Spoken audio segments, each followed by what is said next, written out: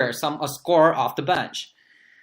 And also, I know there might be some fit issues in terms of the fact that DeAndre Jordan and Anthony Towns are both centers.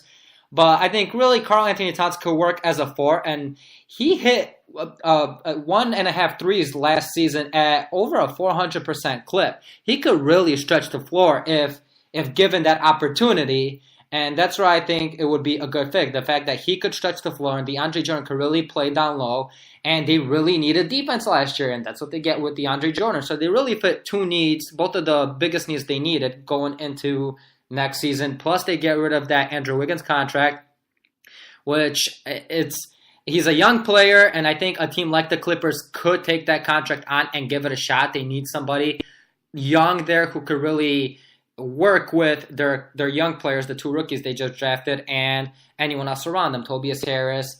It'd be something that they could do. It's a potential star they could pick up, and I think that's what they need there in Los Angeles with the Clippers. I think they need someone who could be a potential star because they do not have any right now. Yes, and I also will say this, that you have to convince Jimmy Butler to stay because he is a free agent next year. I do think he's going to have his sights on elsewhere if the Timberwolves cannot compete this year in the playoffs. All right, the next trade we have proposed here is between the Blazers and the Clippers. The Blazers are going to get DeAndre Jordan. The Clippers are going to get Mo Harkless, Myers Leonard, Zach Collins, and the Blazers' 2019 first-round pick. I think this might be a good trade for the Blazers just because they're at a point where they need to make a move. They need to do something. I think Damian Lillard and DeAndre Jordan can be a good combo. CJ McCollum's a decent passer as well. So I think that kind of improves the Trailblazers at this point. They also give them a much-needed rim protector. Obviously, the Trailblazers would not re-sign Yusuf Nurkic if this is the deal. But maybe you don't want to spend the money that Yusuf Nurkic is going to want. So I like this deal for the Blazers. For the Clippers, it gives them some young talent. It gives them Zach Collins, who a lot of people are pretty high about. It gives them a first-round pick. Hey, might as well do it. As the Clippers, you are going to have a lot of big guys with this deal, right? Because you're picking up 3 more big guys with Gortat, with Boban. So there's a lot of big guys, and they also have the Louisville player, right? What was his name? The other bit. Harkless? Not. I'm not even sure who it is. I guess it doesn't matter because I think with their roster, they have a lot of big guys, and especially now with the fact that they drafted two younger guards, Shea Alexander Gilgeous and Shea Gilgeous. Yeah, and then I forgot the other rookie's name. He's a shooting guard / small forward. Thomas, right? Yeah, something like that. It really they're a roster. They have a packed roster. A lot of depth, but not a lot of star potential. So like you said, Myers Leonard is not going to play a lot. Zach Collins could really develop there now as a rookie. I think Gortat's unlimited time anyway. Harkless, same thing. Could come off the bench. Solid player. First round pick. I guess is if the Clippers don't get another offer, they could do much worse than this package. There are probably a couple better options out there, but now you need 2 willing teams in a trade. So it's not just the Clippers. Timberwolves might not be willing to trade. So it really, if there's not better options out there, you could do much worse than this package. Yeah. Now, moving on to our third proposal is between the Raptors and the Clippers. So the Raptors are receiving DeAndre Jordan. The Clippers are receiving Giannis Valanciunas, CJ Miles, Jakob Poeltl, and the Raptors 2019 first-round pick will make a lottery protection. Yeah, again, I think it's a similar situation as Portland, where the Toronto Raptors have to do something. It seems like they are giving up a lot of their depth, which was kind of what they were, what kind of made them the best record in the East this year was that depth they had. But you know, you take the swing. You take the swing for a few reasons. Kyle Lowry's getting older. DeMar DeRozan is getting, almost 30, so he's coming, he's still in his prime age, but, he's only got 2 or 3 years left in his prime. You make this trade, you have a new coach, you have a new offense, you still are keeping some of your young assets. So you go ahead and make this trade, you take DeAndre Jordan. The East isn't going to be as good next year, in my opinion. I mean, you're going to have two teams at the top, but you're not going to have Cleveland at the top anymore from what it's looking like. So you make this trade and then see how it plays out. You still have a good backcourt with the two, DeMar DeRozan and Kyle Lowry. I think for the Clippers, kind of what you were just saying, there's better offers out there, but you do it just because you're getting a few good players, you're getting a draft pick, and you get rid of DeAndre Jordan. So you do it, see what happens. Yeah, and I don't think they're not gonna get wonderful offers for DeAndre Jordan. They're just not. He's got a year left on his contract. He doesn't stretch the floor. He is 30 years old. You're not going to get they were looking for some wonderful offers at the trade deadline, and that's why he did not get traded. I mean, they were trying to get from Milwaukee, I believe they were trying to get Middleton, Thon Maker, and Jabari Parker, which, of course, if you're the Bucks, you laugh that off. DeAndre Jordan is not worth that, and I think they're going to realize this offseason that he's not worth that. So, in this trade, like you said, Toronto's losing their depth, but they still have a lot of it. And in Valanciunas, you're losing a solid player. CJ Miles, Jakopoto, who we like, but they still got OG Unugboy and Pascal Siakam, both still young players. Fred VanVleet, if you could resign him. You're losing a first-round pick, which probably won't be higher than 25. Probably 25 at highest, maybe a little higher, but they've been a good regular season team in a weak exactly, East. Yes, and with DeAndre Jordan, they should be just as good of a team.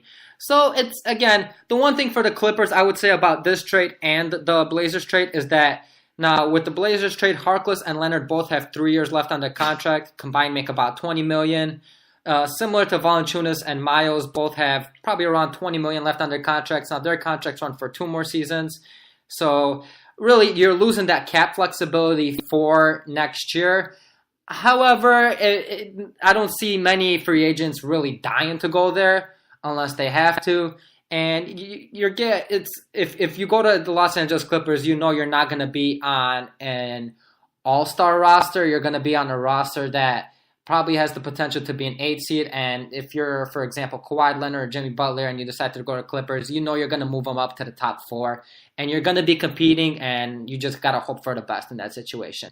So regardless, I don't think that even with that cap flexibility next year, you're going to be able to all of a sudden form a super team. And that's why I think you make one of these deals where you take on some future cap, some future salaries, even though you are losing that cap flexibility for 2019. Yeah, and I mean, you are the Clippers. You're never going to be as good as you're not going to compete with the Lakers, and it's just unfortunate for free agents, but it's just the truth. Okay, so let's move on to LeBron James. So we are assuming here that LeBron James is going to opt into his contract, and then he will be traded. So he doesn't want to play for the Lakers. Let's say, Kawhi stuff doesn't work out. Paul George goes back to the Thunder. He doesn't want to be the only star. He has 1 year left on his contract. Okay, so he's like, I want to opt in. Here's where I want to play for. So the first place he says is the Houston Rockets. So the trade we came up with here is that the Rockets are going to get LeBron James. The Cavs are going to get Ryan Anderson, Eric Gordon, the Rockets 2019 first-round pick, the Rockets 2021 first-round pick, and the Rockets 2023 first-round pick, which is top 5 protected. Obviously, we're throwing in all the picks as the reason why this trade gets made. Of course, yes. And I think the idea of LeBron James, the absolute best player in the world right now, going to a team that literally almost took out the Warriors, and if they had taken out the Warriors, would have easily won the championship. If Chris Paul was healthy, even if Chris Paul and Andre Iguodala were healthy in that Western Conference Final Series, I think having Chris Paul there would probably put them over the top. And adding the best player in the world and replacing really, you're losing Anderson and Gordon, who were both solid at the regular season, and Gordon did decent in the playoffs, but it doesn't really matter. You get LeBron James. Now, you lose 3 first-round picks. You essentially tell the Cavaliers, take whoever you want. Take whatever draft pick you want. We don't care. We don't care about losing the future for these players who could probably win us 2 or 3 championships. We'll deal with the future when it gets there. We might struggle for a few years. We'll have these championship rings as consolation while we're struggling. So I think now there have been reports that LeBron James and his family hate Houston, but if you want to go win as LeBron James, there is literally no better option than this option. I'm in agreement with that. I think if you're Houston, you already built this team that you have now to win a championship, and your best way of doing it is you pick up LeBron James. So I'm totally in agreement with the draft picks. Uh, you have Chris Paul, who's a friend of LeBron James, right? So them two can play well together. I think you have this team. This is probably, at least for next year, a better team than the ones the Lakers can assemble in order to compete right now against the Golden State Warriors. Oh, yeah, and especially because of the fact that, I mean, we're assuming if they do pick up LeBron James, they re-sign Clint Capella, they re-sign Luke Baamute, they re-sign Trevor Ariza, and no matter how much luxury tax you have to pay, you pay it. You shell out that cash. It doesn't matter. And that would be a huge luxury tax bill.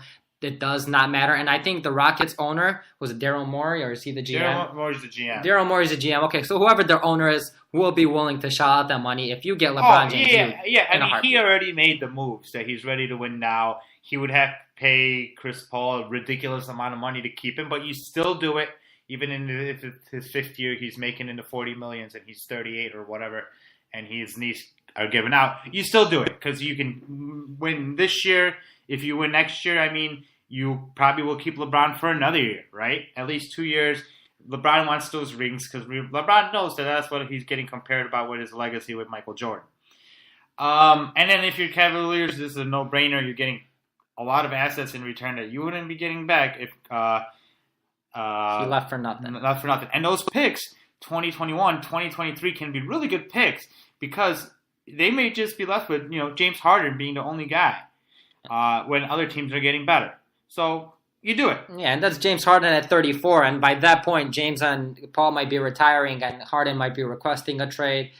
It'd be very interesting. Not only requesting a trade, I think it'd be a free agent at some point by then. So it'd be Cleveland would be getting a nice solid package because of those draft picks. You don't know what you're getting out of them. So really, and Ryan Anderson, Eric Gordon, you don't get much from those guys. You could probably trade Eric Gordon somewhere else, get rid of his contract, maybe get a second round pick for him. Some team will want him. Nobody's going to take on Ryan Anderson, which is fine. Yes. All right. And then the next one we have is one with the San Antonio Spurs. This is obviously LeBron and Kawhi talk about it. They're like, hey, let's give Greg Popovich a chance. We're going to put this super team together that we consider a super team, and we're going to win a championship because we have the best coach. We have two of the top three players in the league. And this is how this would look. Cavs would receive Pau Gasol, Danny Green, and DeJounte Murray, and the Spurs 2019 first-round pick. I would say this. I could also say if, for instance, the Cavaliers want Patty Mills instead of Danny Green, the Spurs do it. And if the Cavaliers want Lonnie Walker instead of DeJounte Murray, they do it. I think that's like the flexibility is there to make this deal work. It really depends on who the Cavs want. I think if you're the Spurs, it's also a no-brainer. You're getting LeBron James. Obviously, Kawhi has at least agreed to playing with the Spurs for at least another year. If they win a championship together, I don't see him leaving, right? If Kawhi, LeBron, LaMarcus, and whoever's left are able to win a championship, you stay, you keep going. I think, and this is my bias again, but I think this team would be a little bit better than that Rockets team being put together just because they have Greg Popovich, and Greg Popovich could really figure it out. Yeah, and LeBron James would be a great fit for the Spurs. He plays really well, would be playing with a great coach. I'm really pretty surprised that Kawhi Leonard hasn't, and who knows, I mean, we're not in Kawhi Leonard's mind, but I'm pretty surprised Kawhi Leonard has not considered this. I get it that he really doesn't feel that his relationship with the Spurs could be rebuilt, but this would really give him a wonderful opportunity to win a championship over the next couple of seasons. Now, with the Cavaliers, what they're receiving, I don't think they take Patty Mills over Danny Green just because Green's contract is expiring. Mm-hmm. Patty Mills' contract is long. You probably want DeJounte Murray over Lonnie Walker because DeJounte Murray already played a very good year of basketball in San Antonio, so you know more of what you're getting with him than Lonnie Walker. And he's a very good defensive player, which is becoming more rare in the NBA to find really good defensive players, especially young guys. Gasol's contract, same thing, expiring contract, which is what the Cavaliers need because even without LeBron James, they're over the cap. So they'd really be able to save some money next offseason. You could ask probably the Spurs if you're gonna hold the Spurs hostage and say